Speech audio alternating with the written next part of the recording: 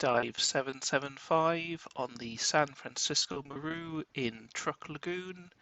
This dive was for March 2025 and diving aboard the Truk Odyssey liveaboard. Now, for the people who know, this San Francisco Maru dive is very deep. We're at 30 meters here, just at the top of the mast, and continue descending down until the deck, which sits at 50 meters. Starting off at the bow of the ship, we've got this quite impressive bow gun here. It's about a 3-inch gun mounted on this rotating platform, fairly devoid of marine growth, so you can still see it nicely. This is the anchor winch. You can see the chain going off to the right there, and then circling the gun, and that mast we talked about before is in the background there.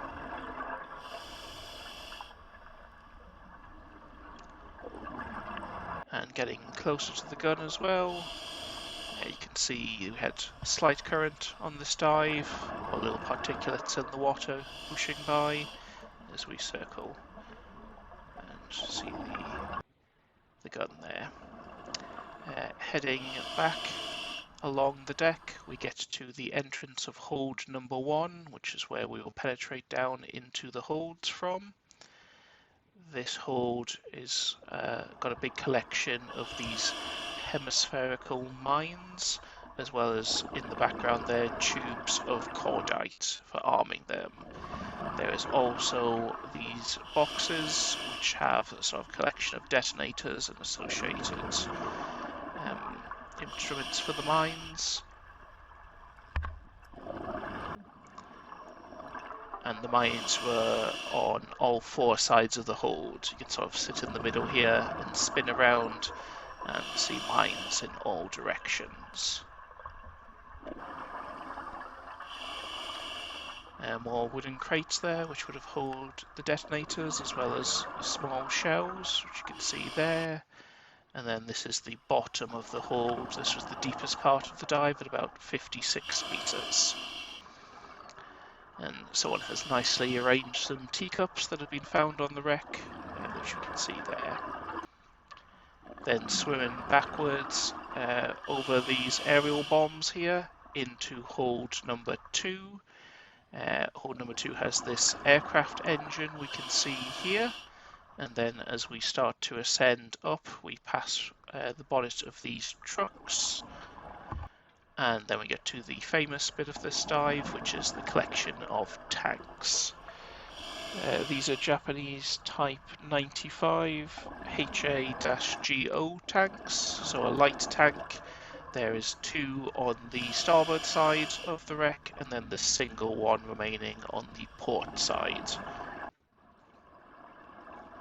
So spend quite a lot of time having a look at these tanks from the different angles. You can still sort of noticeably see the trends and the gun there. And we've got a couple of Trevally swimming around, a fish with its head stuck in a hole there. One of the divers in our group swimming by there, and the sort of wheels that the tank treads run on. Just there on the top of the screen was a long-faced emperor fish, and there we have some of the plate that has been found on the wreck as well. Barrel jellyfish in the distance there, and again the tanks from sort of off the main wreckage at this angle.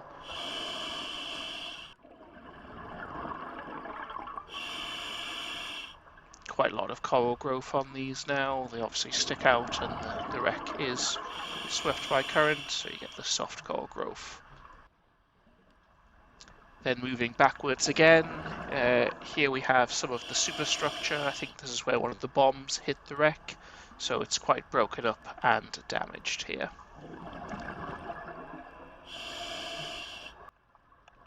I did manage to find one surviving porthole there though, and some more artifacts from the wreck, so a couple bottles and a bowl there. This is hold number 3. We didn't go in this one, but we swam over it, and then moving back to midships where the mooring line was.